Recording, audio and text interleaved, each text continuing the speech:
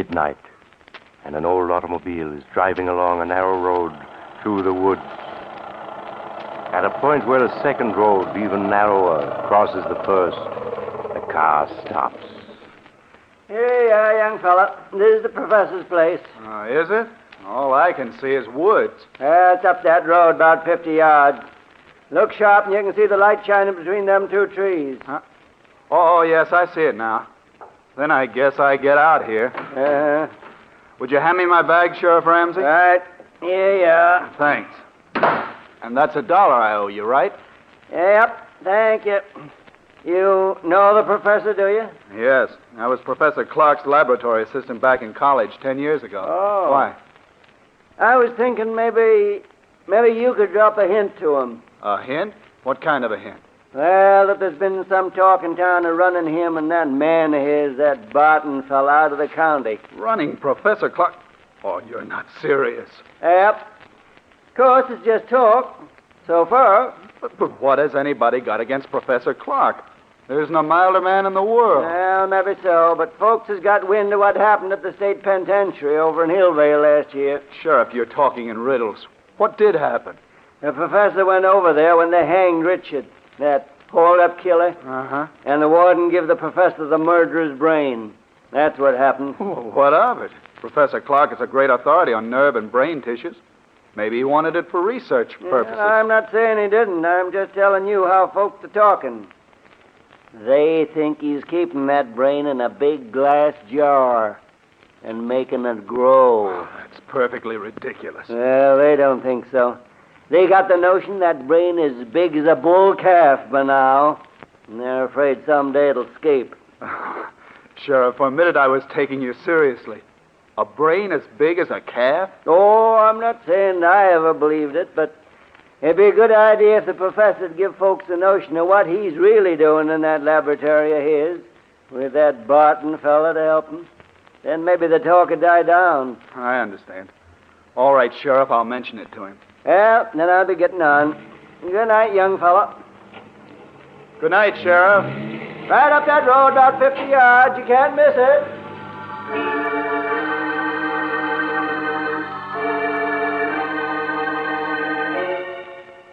A few moments later, Dr. Richard Dale was knocking on the door of an old stone house almost hidden among the trees. A frail, white-haired old man answered the door. An old man who could hardly speak in his joy as he gripped Richard Dale's hand. He led the way down a long hall to a great room where strange equipment took up almost every inch of space. Retorts and electric furnaces, generators, batteries, and great glass vats. Dr. Dale stared around him in intense curiosity as Professor Clark helped him off with his hat and coat. There. Now, sit down, Dick, my boy. Sit down and let me get a good look at you. So, you got my letter? Oh, yes, of course you did, or you wouldn't be here. Thanks, Professor. Yes, I got your letter, and it made me so curious I took the first train. You promised me a surprise. Well, is this it, this amazing laboratory? No, my boy. I'll come to that in a moment, after you've met Barton, my assistant. Barton? I don't seem to know the name. Should I? No, he's not famous yet. But he will be. He's been with me only a few months, but I couldn't get along without him. He certainly sounds interesting. You'll like him, I'm sure you will. Barton. Yes, Professor? Dr. Dale has arrived. I want you to meet him. Why, of course. How do you do, Dr. Dale? We've both of us been looking forward to your visit. How do you do? Yes, the professor's letter made me so curious I couldn't stay away.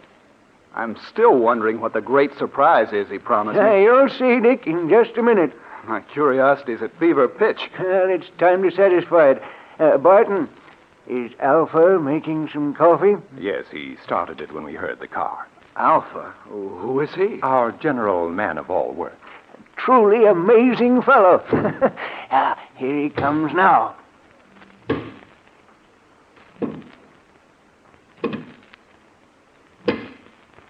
Shall Alpha serve coffee? Good heavens. I said you'd be surprised, Dick. He's not human. He's a machine. A robot. Yes, my boy.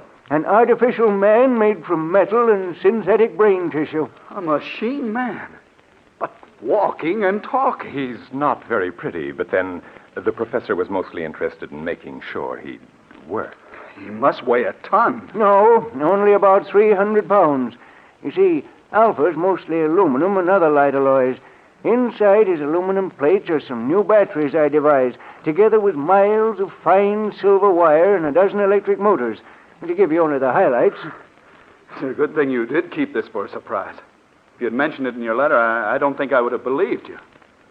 Shall Alpha serve coffee now? Yes, Alpha. Put it on this table here, and pour a cup for Dr. Dale. Alpha do so. Still can't make myself believe it. Alpha poured coffee. Go on, Dick. Take it. Huh? Oh, yes, of course. Al, thank you. Alpha, this is Dr. Dale, our guest. Any orders he gives are to be obeyed. Alpha understands. He looks clumsy, but he poured the coffee as well as a man could. Yes, my boy, Alpha has capabilities you'd never suspect to look at him. Here, I'll show you. Alpha, Alpha hears. the fireplace needs more wood. Put on that big log there. Alpha do it.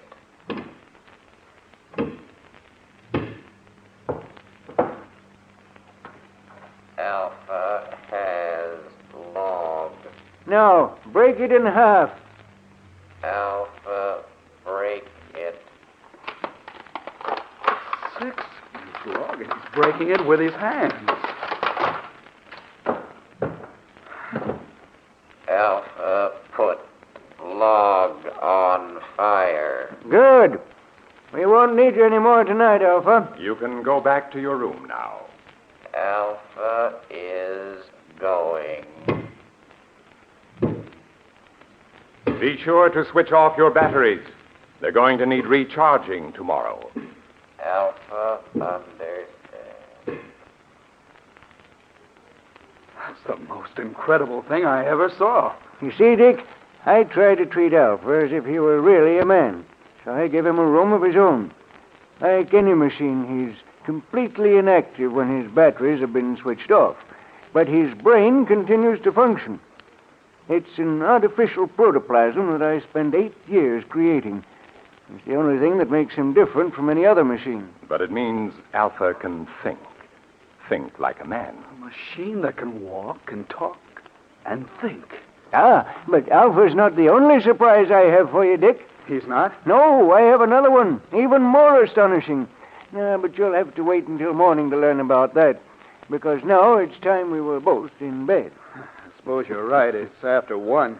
I know you must be tired. I'm getting old, so I'm going up to bed now, Dick. Barton will show you to your room. Of course, Professor. I'll see you in the morning, then. Yes, we'll have a long talk tomorrow. Good night. Good night, Professor Clark. Oh, Dr. Dale. Yes, Barton? Could we talk for a minute before I show you to your room? Oh, yes, of course. It occurs to me the professor forgot to tell you why he asked you here. Oh, yes, that's true. And I've been so interested I forgot to ask. It was his hope that you'd stay indefinitely and help us carry forward the work we've been doing here. Stay indefinitely? Well, I have my own work. Don't say no yet. Now just think, Dr. Dale. Alpha is stronger and more rugged than a man. He needs no rest, no food. Yet he can do the work of 3 men. He can plow, reap, run machinery. Think how much drudgery a million like him could lift from mankind's shoulders. Yes, that's true. And already Alpha is technically obsolete. Professor Clark has the blueprints for a new machine man, as superior to Alpha as an airplane is to a bicycle. We want you to help us build them. Well, I'm certainly tempted. Perhaps I could arrange. Ah, excellent. And now there's only one more thing I want to tell you. Yes? What is it? It's about Alpha. You must help me persuade the professor to dismantle him. Dismantle him? Why? he has become dangerous. I don't understand. Because he was the first successful machine man that the professor built. He is imperfect in many ways. He's not completely reliable.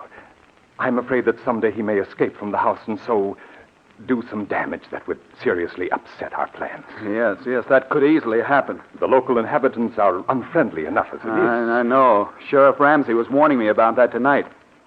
All right, I'll speak to Professor Clark about it tomorrow. Ah, good.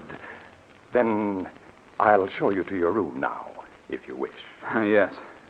I am sleepy. If you'll just come this way.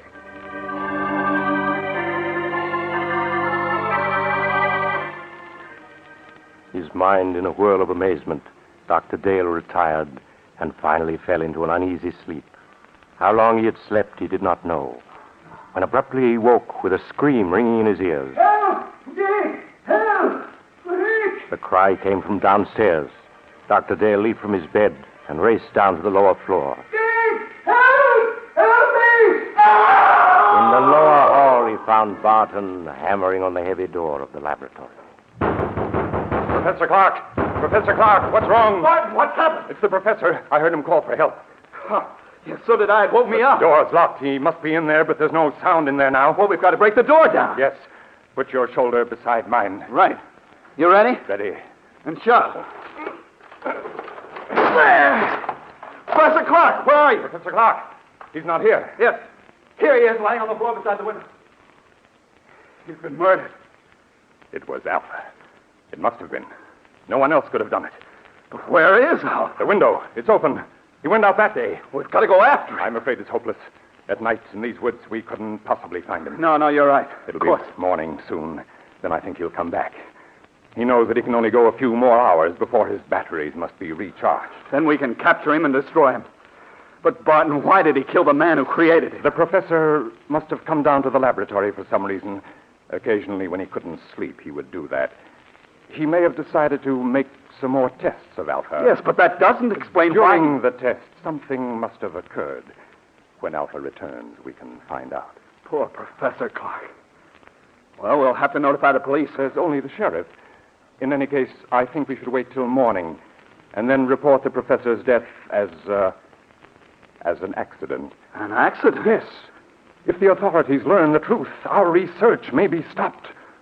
And when Professor Clark has achieved so much, can we let it go for nothing? No, of course not. Dr. Dale, we must carry on his work for him. Yes, that's what he would want. Then you will help me continue it?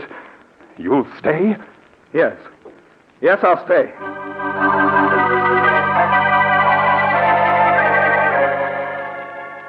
Greatly upset by the tragedy, Dr. Dale returned to bed and at last fell into an uneasy sleep, haunted by dreams of Alpha, the metal monster Professor Clark had created. When he awoke, the sun was shining, and he could hear Barton moving about downstairs. He dressed and went down to find Barton getting breakfast ready.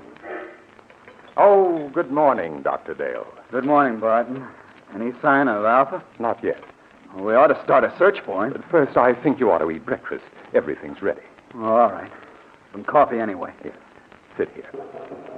Thank you. I didn't know you were a cook as well as a lab assistant, Barton. I've learned to do a lot of things since I came here. Aren't you going to eat, too? I'm not hungry. I seldom am. But I thought that while you ate, I might outline some of the problems facing us. That's a good idea. You see, though Alpha's brain is of synthetic protoplasm, it is not completely artificial. I was wondering about that. Sheriff Ramsey mentioned that the professor secured a human brain from an executed killer, yes.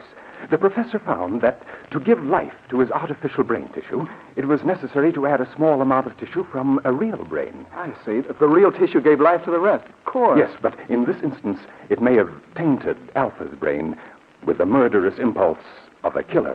Yes, that sounds plausible. So our first problem will be to obtain untainted brain tissues to blend with the artificial tissues we will make according to the professor's formula. That should give us no trouble. Well, I can get what we need through the research laboratories where I'm connected. Then that solves our worst problem. The rest will be matters of detail. Fortunately, there's enough equipment here to build a dozen or so robots. Like Alpha, you mean? No. The far more advanced type Professor Clark was perfecting.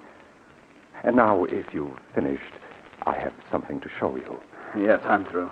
I don't feel much like eating after last night. Then come with me to the laboratory, and I'll show you the second surprise that Professor Clark had in store for you.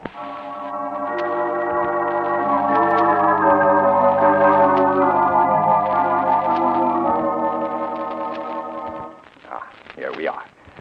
Now, what I'm going to show you is in this box. Another robot? Yes. A second mechanical man the professor built a few months ago. This one, though, was a failure. You mean it wouldn't work? It worked too well. I don't follow. It was too intelligent. Professor Clark called it Beta. And Beta's brain power was greater than that of any human scientist who ever lived. But Beta was insane. Good Lord. He represented, however, a tremendous technical advance. Look. It looks exactly like a human being. Yes. Professor Clark used me for a model when he built Beta. It's an excellent likeness. Touch the face, Doctor. Oh, all right. It feels smooth and rubbery with a hard surface underneath. The surface is a new plastic Professor Clark developed with which he could imitate exactly the appearance of human skin. Underneath is an aluminum body on which the plastic was baked. I see. Beta's hair, eyes, and teeth are all artificial, too. But he walked and talked and acted so much like a human being that no man alive could have guessed his secret. No, he would have fooled me completely. And you say he was insane? From the human viewpoint, yes. He considered himself superior to the human race. With his enormous brain power, he intended to make himself ruler of the world. You're joking. Not in the least. That was why Professor Clark destroyed him just in time. He had made plans to take over this laboratory and construct dozens of mechanical men like himself. And then, with their help, he was going to enslave all mankind. Barton, if that could happen once, it might happen again. I don't believe we should continue Professor Clark's work after all. Oh, there's no danger now, Doctor. You see, Beta also had a brain which contained tissues taken from that of the condemned murderer, but we will select the brain tissues from the highest types that are available. Yes, but even so, Then, Doctor, we will produce mechanical men, tireless, indestructible, who will be mankind's willing servants, who will solve for man problems he can't solve for himself. I wonder. In any case, we must proceed with the utmost caution. Of course. Doctor, listen. Someone's coming to the house. It's Alpha. He's come back. Alpha, we may need a weapon, Barton. No, I can control him. Alpha. Alpha, come here. Alpha comes. Alpha, you killed Professor Clark. Why did you do it?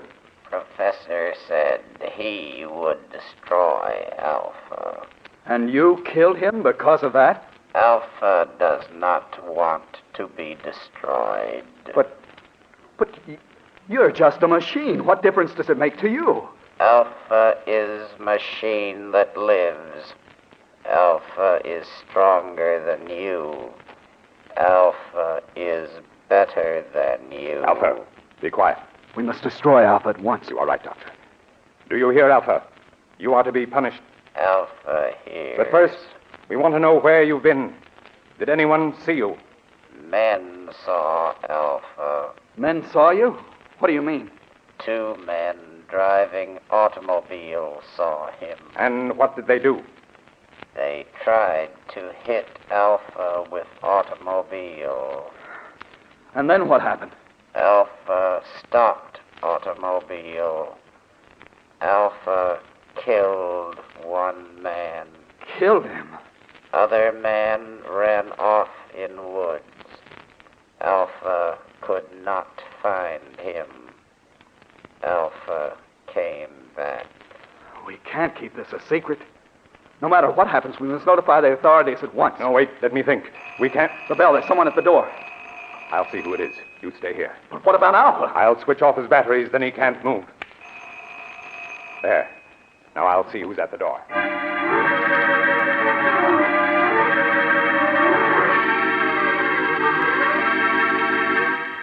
Dr. Dale waited while Barton went to the door.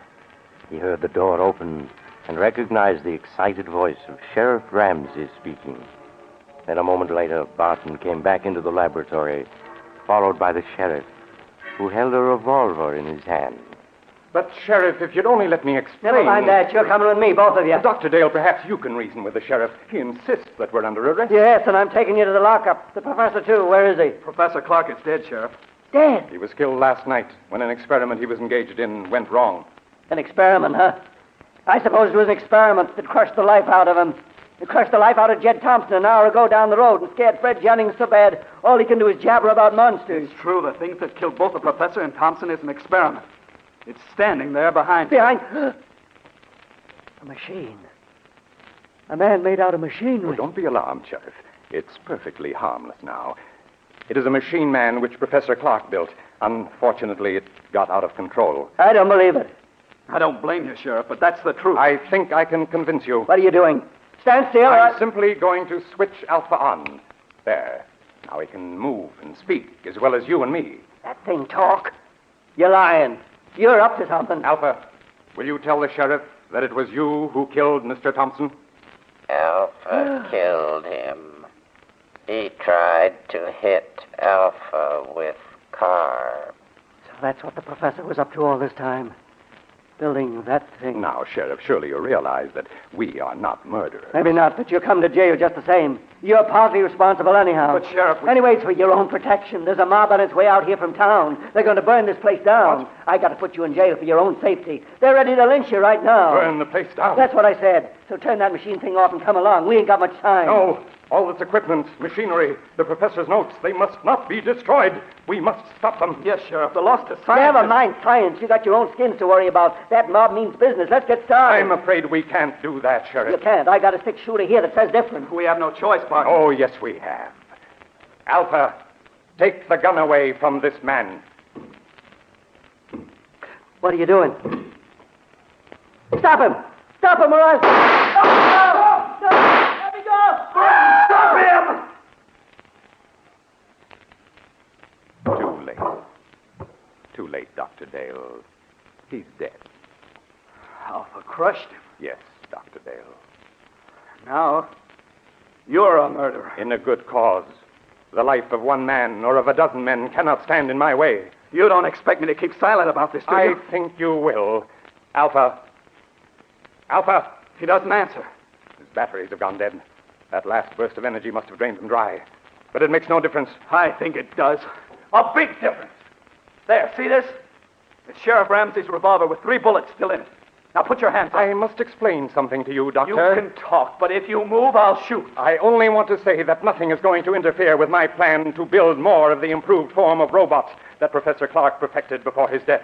Robots who look and act so much like men, no one can detect them. They'll never be built. I intend to destroy all of Professor Clark's notes. They will be built by me. I shall build 10, 100, 1,000. Then I shall lead them with their superior intelligence to the mastery of the world. You're mad. Of course I should have guessed. No, Doctor, that's not the answer. I shall tell you the truth. And then you must die. Stand still or I'll shoot. You remember last night when the professor said he had another surprise for you? An even greater surprise than Alpha? Yes. That surprise, Doctor, was Beta, the second robot. So perfect it looked like a man, but so intelligent that human beings were as children in comparison. But Beta was destroyed. No, Doctor, Beta was not destroyed. But you must be destroyed. Stand back. Stand back, I say. All right, then I'll shoot. And now, Doctor, your bullets are gone. You aren't even hurt. Bullets cannot harm me. That's what I'm trying to tell you. Beta, the second robot, was not destroyed. But I saw him. What you saw was only an initial attempt that failed. The real Beta still exists. You see, Dr. Dale, I am Beta. You? Yes, I, too, am a mechanical man. And now, you must die. No. No, stay away from me. Stay away!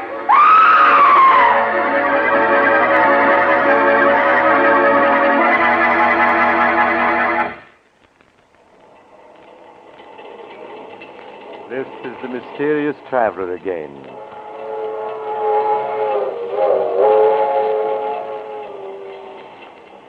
What happened to Dr. Dale? Why, he's still alive. but of course under observation in a hospital. In fact, it was he who told me the story. You see, the mob that was coming to burn down the house arrived just in time to save him. But Barton, or Beta as he called himself, escaped. He could hardly have survived all those bullets if he had been human, could he? I wonder if the story is true. Do you suppose that somewhere a strange individual who is really a robot is making other mechanical men, preparing to carry out Barton's plan to rule the world? Oh, you haven't time to talk about it now. You're getting off here. I'm sorry. But perhaps we'll meet again soon. I take this same train every week at this same time.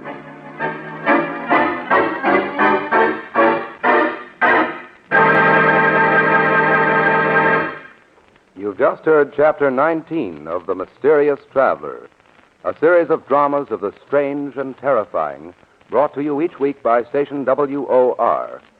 In tonight's story, Beware of Tomorrow, Will Hare played Dr. Dale, and Don Randolph played Barton.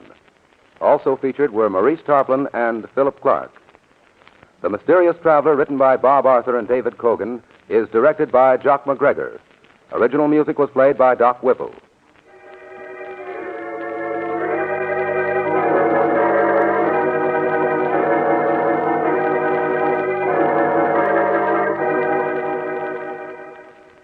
Listen next week to a tale titled The Accusing Corpse. Another Tale of the Mysterious Traveler.